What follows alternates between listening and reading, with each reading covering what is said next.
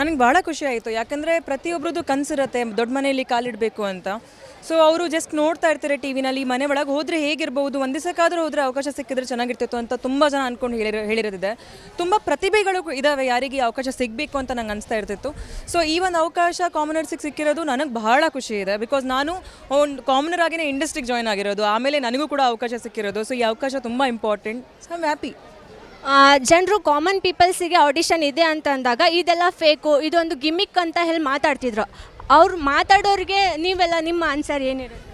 ಮಾತಾಡೋರು ಬಾಯಿ ಮುಚ್ಚೋಕ್ಕಾಗಲ್ಲ. ನಾವು ನನ್ನ ಸೀಸನ್ನೇ ನೋಡಿದ್ದೀನಿ. ನಾನು ಏನಿದ್ರು ಕೂಡ ಅಂದರೆ ಹೊರಗಡೆ ಬಂದಮೇಲೆ ಗೊತ್ತಾಗುತ್ತೆ ಎಲ್ಲರೂ ಸ್ಕ್ರಿಪ್ಟೆಡ್ ಅಂತಿದ್ರು.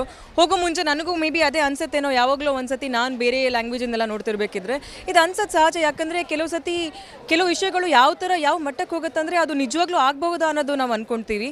ಸೊ ಇಟ್ಸ್ ಓಕೆ ಅವ್ರಿಗೆ ಹಂಗೆ ಅನ್ಸುತ್ತೆ ಅಂದರೆ. ಅದು ಅನ್ಸಿದ್ರೆ ನಾವು ಅದನ್ನ ಬದಲಾಯಿಸೋಕ್ಕೂ ಆಗಲ್ಲ, ಬಿಕಾಸ್ ಅದು ಸ್ಕ್ರಿಪ್ಟ್ ಅಲ್ಲ. ಸ್ಕ್ರಿಪ್ಟ್ ಆಗಿದ್ರೆ ಬದಲಾಯಿಸ್ಬೋದಿತ್ತು. ಸ್ಕ್ರಿಪ್ಟ್ ಆಗದಿರೋ ಕಾರಣ ನ್ಯಾಚುರಲಾಗಿ ಹೋಗ್ತಾ ಇದೆ. ಅಂದ್ಕೊಂಡವ್ರು ಅಂದ್ಕೊಳ್ತಾರೆ, ಅಂದ್ಕೊಂಡ್ರೂ ಕೂಡ ನೋಡ್ತಾರೆ. ಸೊ ಏನು ಮಾಡೋಕ್ಕಾಗಲ್ಲ, ನಾವು ನಮ್ಮ ಕೆಲಸನ ಮಾಡ್ತಾನೆ ಇರ್ತೀವಿ.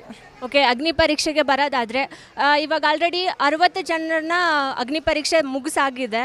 ಸೊ ಈ ಅಗ್ನಿ ಪರೀಕ್ಷೆ ಹೇಗಿತ್ತು ಅಂತ? ಅಗ್ನಿ ಪರೀಕ್ಷೆ ಅವರಿಗೆಲ್ಲ, ಅಗ್ನಿ ಪರೀಕ್ಷೆ ನಮ್ಗಳಿಗೆ, ನಾವು ಜಡ್ಜ್ ಕೂತಿದ್ದೀವಲ್ವ, ನಮಗಾಗಿರೋದಲ್ಲಿ ನಾವು ಯಾವ್ಯಾವ ಥರ ರಿಯಾಕ್ಟ್ ಮಾಡ್ತೀವೋ ನಮಗೆಲ್ಲರೂ ಬೆಂಡೆ ಎತ್ತವ್ರೆ. ಕಂಟೆಸ್ಟೆಂಟ್ಸ್ ಬಗ್ಗೆ ಯಾರೂ ಮಾತಾಡ್ತಿಲ್ಲ ಅಲ್ಲಿ. ಸೊ ನಾನು ಶ್ರುತಿ ಮ್ಯಾಮೆಲ್ಲ ಅದೇ ಮಾತಾಡ್ಕೊತಿದ್ದಿದ್ದು, ಯಾರಿಗೆ ಅಗ್ನಿ ಪರೀಕ್ಷೆ ನಿಜ ಹೇಳಬೇಕು ಅಂದರೆ ಬಿಗ್ ಬಾಸ್ ಎಲ್ಲ ಮುಗಿಸ್ಕೊಂಬಂದರೂ ಕೂಡ ನಮಗೆ ಆಗ್ತಿರೋಂಥ ಪರೀಕ್ಷೆ ಇದು. ಯಾವ ಥರ ನಿರ್ಧಾರ ತಗೊಳ್ತೀವಿ, ಏನು ಹೇಳ್ತೀವಿ, ಏನು ಹೇಳಿದ್ರು ಕೂಡ ಚೆನ್ನಾಗಿ ಹೇಳಿದ್ರೆ ಸಿಂಪತಿ ಅಂತಾರೆ, ಚೆನ್ನಾಗಿ ಹೇಳ್ದೇ ಇದ್ದರೆ ಇಷ್ಟು ರೂಢಾಗಿ ಮಾಡ್ತಿದ್ರೆ ಸೆಲೆಬ್ರಿಟೀಸಿಗೆ ಹೇಗೆ ಮಾಡ್ತಾರೆ ಅಂತ ಕೇಳಿದರೆ ಅದಕ್ಕೆ ಜಾಸ್ತಿ ತಲೆ ಕೆಡ್ಸ್ಕೊಳ್ಳೋಕೆ ಹೋಗೋಲ್ಲ. ಈ ಶೋ ಸೈನ್ ಮಾಡೋಕ್ಕಿಂತ ಮುಂಚೆ ಇಂಥದ್ದೊಂದು ಆಗುತ್ತೆ ಅಂತ ಗೊತ್ತಿತ್ತು. ಬಟ್ ನಾವು ಕೂಡ ಯುದ್ಧ ಮಾಡ್ತಿರೋದೇ ಕಾಮನರ್ಸ್ ಅಗೇನ್ಸ್ಟ್ ಹೋಗ್ತಾ ಇದ್ದಾರೆ ಅಂತ ಅನಿಸ್ತಾ ಇದೆ. ಸೊ ಇಂಥದ್ರಲ್ಲಿ we can't do anything, go with the flow. Bigg Boss ಅವರು ಒಂದು ಫಸ್ಟ್ ಪ್ರೋಮೋನ ಬಿಟ್ಟ ತಕ್ಷಣ ಅದರಲ್ಲಿ ಒಂದಿಷ್ಟು ಜನನ ರಿಜೆಕ್ಟ್ ಮಾಡೋದಾಗಿರ್ಬೋದು, ಟಫ್ ಕಾಂಪಿಟೇಷನ್ನ ಅವ್ರಿಗೆ ಕೊಡೋದಾಗಿರ್ಬೋದು, ಟಾಸ್ಕ್ಗಳನ್ನ ಕೊಟ್ಟಿರೋದಾಗಿರ್ಬೋದು, ಅದನ್ನೆಲ್ಲ ನೋಡಿ ಜನರೆಲ್ಲ ಮಾತಾಡ್ಕೊತಿರೋದೇನೆಂದರೆ ಇದೊಂದು ಜಸ್ಟ್ TRPಗೋಸ್ಕರ ಅಂತ ಈ ರೀತಿಯಾಗಿ ಅನ್ಕೊತಾ ಇದ್ದಾರೆ. ನಿಜವಾಗ್ಲೂ ಇದರಲ್ಲಿ ಕಾಮನ್ ಪೀಪಲ್ ಸೆಲೆಕ್ಟ್ ಆಗ್ತಾರಾ ಅಂತ ಅಂದರೆ ನಂಗೆ ಒಂದು ವಿಷಯ ಅರ್ಥ ಆಗಲ್ಲ. ಜನ ಯಾಕೆ TRP ಬಗ್ಗೆ ಯೋಚನೆ ಮಾಡಬೇಕು? ಶೋ ಎಂಟರ್ಟೈನಿಂಗ್ ಇದೆಯಾ ಇಲ್ವಾ ಅಂತ ಯೋಚನೆ ಮಾಡಿದ್ರೆ ಸಾಕಲ್ವಾ? ಶೋ ಎಂಟರ್ಟೈನಿಂಗ್ ಇದೆ ಅಂದರೆ ನೋಡಿ, ಇಲ್ಲ ಅಂದರೆ ನೋಡಿಬಿಡಿ. TRP ಒಳ್ಳೇದಾಗತ್ತಾ ಕೆಟ್ಟದಾಗತ್ತಾ, ಅವ್ರಿಗೇನು ಲಾಭ ಅದರಿಂದ? ಸೊ ಇದ್ರ ಬಗ್ಗೆ ತಲೆ ಕೆಡ್ಸ್ಕೊಂಡೆ ಶೋ ಚೆನ್ನಾಗಿದ್ರೆ ನೋಡಿ, ಇಲ್ಲ ಅಂದರೆ ಬಿಡಿ. TRP ಬಗ್ಗೆ ನೀವು ಎಷ್ಟು ಮಾತಾಡ್ತಿರೋ ಅಷ್ಟೇ TRP ರೈಸ್ ಆಗ್ತಾ ಇರುತ್ತೆ. ಸೊ ನೀವೇ TRP ಅಂತ ಹೇಳಿ ಜಾಸ್ತಿ ಮಾಡ್ತಿರೋದು. ಇದಕ್ಕೊಂದು ಎಕ್ಸಾಂಪಲ್ ಹೇಳ. ನಾನು ಟ್ರೆಕ್ ಹೋಗಿದ್ದೆ ಯಾವುದೋ ಒಂದು ರೀಸೆಂಟಾಗಿ. ಆ ಟ್ರೆಕ್ ಹೋದಾಗ ಅದಿರೋದು ಉತ್ತರಾಖಂಡಿನ ಕಂಪನಿ. ಅವ್ರನ್ನ ಕೇಳಿದ್ರು ಹೇಗಾಯಿತು ಬೈಟು, ದಯವಿಟ್ಟು ಇಂಗ್ಲೀಷಲ್ಲಿ ಮಾತಾಡಿ, ಯಾಕಂದರೆ ನಮಗೆ ಎಲ್ಲರಿಗೂ ಮುಟ್ಬೇಕಾಗಿದೆ ಅಂತ ಹೇಳಿದ್ರು. ಅವ್ರು ಇರೋದೇ ಉತ್ತರಾಖಂಡವರು. ಅಲ್ಲಿ ಹೋಗ್ಬಿಟ್ಟು ನಾನು ಕನ್ನಡದಲ್ಲಿ ಮಾತಾಡಿದ್ರೆ ಅವರಿಗೆ ಅರ್ಥ ಆಗಲ್ಲ. ಸೊ ನಾನು ಹೇಳಿದೆ, ನಾನು ಕನ್ನಡದಲ್ಲೂ ಮಾಡ್ತೀನಿ, ಇಂಗ್ಲೀಷಲ್ಲೂ ಮಾಡ್ತೀನಿ, ನಮ್ಮ ಜನಕ್ಕೂ ಅರ್ಥ ಆಗಬೇಕು ಅಂತ ಹೇಳ್ಬಿಟ್ಟು 2 ವೀಡಿಯೋಸ್ ಮಾಡ್ತೀನಿ. ಇಂಗ್ಲೀಷ್ ವೀಡಿಯೋ ಫಸ್ಟ್ ಅಪ್ಲೋಡ್ ಆಗುತ್ತೆ. ಇಂಗ್ಲೀಷ್ ವೀಡಿಯೋದಲ್ಲಿ ಫುಲ್ಲು ವೈರಲ್. ಯಾಕೆ ಗೊತ್ತಾ? ಕಾಮೆಂಟ್ ಸೆಕ್ಷನಲ್ಲಿ ಕನ್ನಡದಲ್ಲಿ ಮಾತಾಡಿ ಅಂತ ಎಲ್ಲರೂ ಹಾಕಿರ್ತಾರೆ. ತಪ್ಪೇನಲ್ಲ. ಬಟ್ ಅದು ಹೇಳಿ ಅದು ಮಿಲಿಯನ್ ವ್ಯೂಸಿಗೆ ಹೊರಟೋಗ್ಬಿಡ್ತು. ಅದು ತಕ್ಷಣವೇ ಒಂದು 2 ದಿವಸ ಆದಮೇಲೆ ಕನ್ನಡ ವೀಡಿಯೋ ಅಪ್ಲೋಡ್ ಮಾಡ್ತೀನಿ. ಅದ್ರದ್ದು ಎಷ್ಟು ವ್ಯೂಸ್ ಗೊತ್ತಾ? 100K views. ಸೊ ನನಗೆ ಅರ್ಥ ಆಗಲ್ಲ. ಏನು ಇವ್ರು ಹೇಳಿದ್ರು ಅಪೋಸಿಟ್ ಹೇಳಿದ ತಕ್ಷಣ ಅವ್ರು ಕಮೆಂಟ್ ಮಾಡಿ ವೈರಲ್ ಮಾಡ್ತಾರಲ್ಲ, ಅದು ಮಾಡಬೇಕಾ ವ್ಯೂಸಿಗೋಸ್ಕರ? ಅಥವಾ ಅವ್ರು ಹೇಳಿದ್ನ ಮಾಡಿ ಏನೋ ವ್ಯೂಸ್ ಸಿಗ್ದಿರತ್ತಲ್ಲ, ಅದು ಅಲ್ಲಿ ಕಮೆಂಟ್ ಮಾಡೋರು ಎಲ್ಲೋದ್ರು ಇವಾಗ ಅಂತ. ಸೊ TRP ಅಂತ ಹೇಳ್ತಿರೋರೆ TRP ಇನ್ಕ್ರೀಸ್ ಮಾಡ್ತಾ ಇರೋದು. ಸೊ ಇವ್ರಿಗಿದೆ ಬೇಕು ಅಂದರೆ ನಾವು ಅದನ್ನೇ ಮಾಡ್ತಾ ಇರಬೇಕಾಗತ್ತೆ, ಇನ್ನೇನೂ ಅಲ್ಲ. ಅಂಥ ಪ್ರೋಮೋಸ್ ಬಿಡ್ತಿದ್ದೀವಿ ನೋಡಿ ನೀವು. ಅದನ್ನ ನೋಡ್ಬಿಟ್ಟು ಜನ ಎಪಿಸೋಡ್ ನೋಡ್ತಾರೆ ಅಂದರೆ ನಮಗೆ ಖುಷಿನೇ.